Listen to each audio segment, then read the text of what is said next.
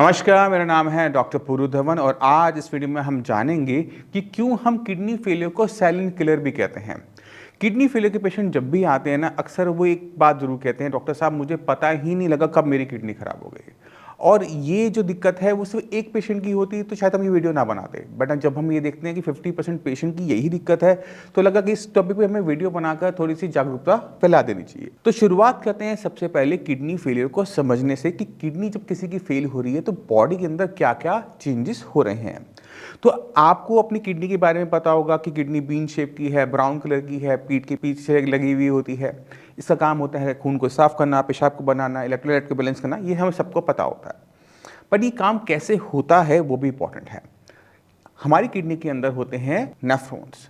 ये जो नेफ्रॉन्स हैं इनके अंदर ब्लड आता है एक तरफ से और दूसरी तरफ से निकलता है, बट बीच में प्रेशर की वजह से जितना वेस्ट मटेरियल है वो सेपरेट आउट होना शुरू हो जाता है। बट जब कभी मान लो आपका बीपी बढ़ जाए या शुगर बढ़ जाए तो ये जो ब्लड सप्लाई होती है जो नेफ्रॉन तक जा रही होती है ये हैम्पर होनी शुरू हो जाती है। इसी तरह से डायबिटीज़ में होता है कि ब्लड का जो फ्लो है किडनी की तरफ वो बदल जाता है। जब ब्लड का फ्लो बदल गया, ब्लड की उसमें दिक्कत आ गई, तो हम क्या देखते हैं कि वहाँ पर भी हमें सेम दिक्कत देखने को मिलती है कि किडनी की जो फंक्शनिंग है वो डाउन होनी शुरू हो गई।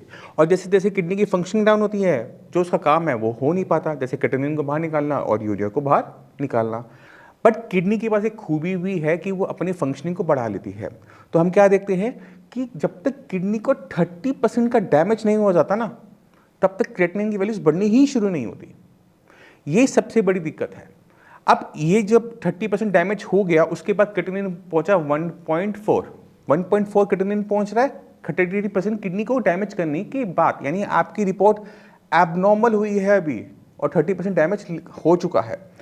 इसी वजह से हमें शुरुआत में पता नहीं लगता। दूसरा, जब हमारे ब्लड में इतना टॉक्सिक मटेरियल इकट्ठा ना हो जाए जो हमारी बॉडी में सिम्टम पैदा करे, तब तक हमें कुछ नहीं पता लगता। शुरुआती में दौर में क्या होता है, 1 2 3 4 लेवल तक तो वीकनेस भी नहीं आती, हीमोग्लोबिन डाउन नहीं आता, स्वेलिंग भी नहीं आती। जब क्रिएटिनिन का लेवल 4 5 को टच करना शुरू करता है ना, तब पेशेंट को अपनी बॉडी में वीकनेस महसूस होनी शुरू होती है। थकावट होगी, मसल्स में क्रैम्प हो सकते हैं, स्किन पे इचिनेस हो सकते हैं, दाने हो सकते हैं, कोई भी स्किन की डिसऑर्डर हो सकती है। अब आप मुझे बताओ, आपको थकावट हो रही है, आपको हो सकता है कभी कभार हेडेक हो रहा हो, बैक एक हो रहा हो, स्किन पर दाने निकल रहे हो, इसको सुन करके आपके माइंड में किडनी की बीमारी आ रही है? नहीं आ रही। इसी वजह से किडनी फेल होती है, जो वो लक्षण पैदा करती है वो इतने आम हैं कि हर किसी को दूसरे तीसरे महीने में हो ही रही होती है। स्किन की दिक्कत, पसीने आ रहे हैं, गोमोरियाँ हो रही हैं। अब आपको ये नहीं पता कि गोमोरियाँ जो दाने निकल रहे हैं वो गोमोरिया से निकल रहे हैं या फिर आपको निकल रहे हैं किडनी की वजह से। हेडेक हो रहा है, अब आपको ये नहीं पता कि नींद ना लेने की वजह से हेडेक हो रहा है या फिर आपको ब्लड प्रेशर की वजह से हो रहा है, पता ही नहीं लगता। अब सवाल ये उठता है कि साइलेंट किलर को टाइम से कैसे पकड़ा जाए। उसका सोल्यूशन है आपका यूरिन। आपकी किडनी में ज़रा सा भी बदलाव होगा ना तो आपके यूरिन में भी बदलाव आने शुरू हो जाते हैं। नॉर्मली हम अपना ये देखते हैं यूरिन कि यूरिन में बहुत ज़्यादा झाग नहीं बनती, पर जब हम यूरिन करते हैं खासकर मेल के अंदर, क्योंकि हम हाइट से कर रहे होते हैं, तो अगर यूरिन की जगह पे बहुत सारी झाग बनने लग जाए, ऐसे लगे जैसे सर्फ का पानी वहाँ पर है, यानी आपके यूरिन के साथ कुछ ना कुछ तो गलत है। अब वो क्या गलत है हमें पता नहीं है। तो एक सिंपल सा तरीका होता है कि 100 रुपये का टेस्ट है, आप जाओ लैब में जाओ, अपना यूरिन का सैंपल दो, आप सैंपल दोगे उसका टेस्ट होगा और आपको पता लग जाएगा कि आपकी किडनी के साथ क्या गलत हो रहा है। क्या आपका प्रोटीन आ रहा है उसके अंदर, क्या ब्लड आ रहा है, क्या उसमें वेस्ट मटेरियल आ रहा है, क्या इन्फेक्शन हो रहा है, वो आपको पता लग जाता है। और वही सबसे पहला तरीका होता है आइडेंटिफाई करने का इस बीमारी को। तो मैं उम्मीद करता हूँ इस वीडियो से आप समझ गए कि जो किडनी फेलियर जिसे हम साइलेंट किलर भी कहते हैं उसको कैसे आप आइडेंटिफाई कर सकते हैं, क्यों उसे साइलेंट किलर कहा जाता है। फिर भी आपके माइंड में कोई भी डाउट रह गया हो, कुछ भी पूछना चाहते हो, मैं अवेलेबल हूँ, मेरी डॉक्टर्स की टीम भी अवेलेबल है। और आपकी जो ये प्रॉब्लम है क्रिएटिनिन और यूरिया की, इसको किस तरह से हम डाउन कर सकते हैं, इसको अब आप देखिए। नमस्कार, मेरा नाम है डॉक्टर पुरु धमन और आज हमारे साथ एक पेशेंट है जिनका नाम है मकसूद अली। मकसूद अली जी, जी। कहाँ रहते हो? यूपी में रहती है सर। यूपी में कहाँ पर? रामपुर। रामपुर। अच्छा, आपको यहाँ से ट्रीटमेंट शुरू हुए कितना टाइम हुआ है? 15 दिन हो गए। और 15 दिन पहले क्रिएटिनिन लेवल कितना था? 15 दिन पहले था 10-11। 10-11। तब डॉक्टर ने क्या बोला था, क्या करना है? डॉक्टर ने तो ढुलाई कहा था।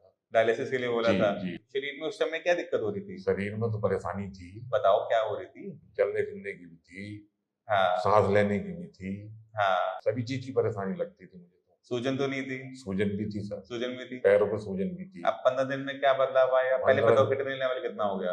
15 दिन में सर इतना बदलाव आया कि मुझे तो आधा आधा लगा, आधा बदलाव हो गया। आधा बदलाव हो जी गया। जी। अभी किडनी लेवल कितना आ रहा है? अब वो 6 आ गया 6 आया। जी। तो 11 से किडनी लेवल 6 आ गया 6 15 दिन के अंदर। 15। शरीर में और क्या बदलाव हुए? ताकत भी लग रही है शरीर में, अब हम्म, खून भी बढ़ा हुआ लग रहा है, हम्म। सभी चीज से स्वास्थ्य लग गया। कहीं से बीमार लग रहे हो अपने आप को महसूस ना कर मैं रहे तो हो? कोई महसूस नहीं करता हूँ सर। तो 15 दिन के अंदर भी किडनी लेवल 11 से 6 आ सकता है, मगर उसके लिए आपको थोड़ी सी मेहनत करनी पड़ती है, जैसे मकसूद जी ने करी। आपको अपना खाना पीना भी बदलना पड़ेगा, अपनी मेडिसिन का भी ध्यान रखना पड़ेगा, अपना बीपी शुगर का भी ध्यान रखना पड़ेगा। पेशेंट अगर सही तरीके से चलता है तो 15 दिन भी बहुत होते हैं पेशेंट को डायलिसिस से निकालने के लिए। तो बाकी जो पेशेंट हैं किडनी के, उनको कुछ कहना चाहोगे? मैं तो साहब यही कहना चाहूंगा कि इधर आधर भटकने के बजाय यहाँ से दबल है। चलिए, धन्यवाद आपका।